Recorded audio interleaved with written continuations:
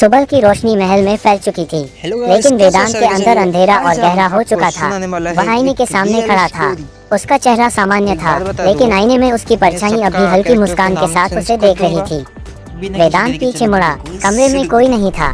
फिर आईने से आवाज आई, तुमने ताज तो तोड़ दिया, लेकिन मुझे नहीं। वेदांत का दिल जोर से धड़कने लगा।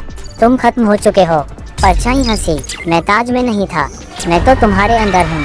नियंत्रण। अचानक वेदांत का शरीर खुद ब खुद चलने लगा। उसके कदम आईने की ओर बढ़े। आईने की सतह पानी की तरह लहराने लगी।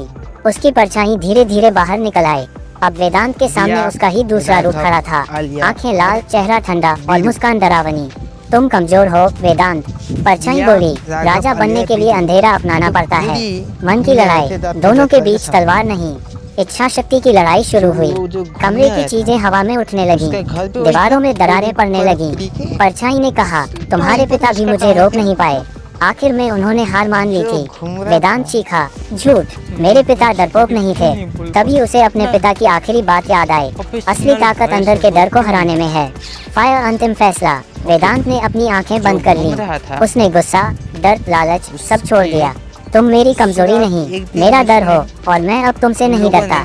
कमरे में तेज रोशनी फैल गई। परछाई चिल्लाए, नहीं, अगर मैं खत्म हुआ तो तुम भी अधूरे रह जाओगे। वेदांत ने आंखें खोली। उसकी आंखों में अब शांति थी। परछाई धीरे धीरे धुएं में बदल गई और गायब हो गई। अमावस्या, लेकिन सब कुछ शांत हो गया। वेदांत ने राहत की सांस ली। तभी महल के बाहर से घोड़ों की आवाज आई।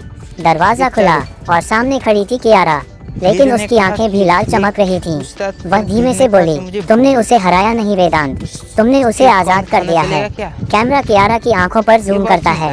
अंदर वही काली आत्मा चमक रही थी। मना कर देता है रिया। राघव ने मना कर दिया। जो भीड़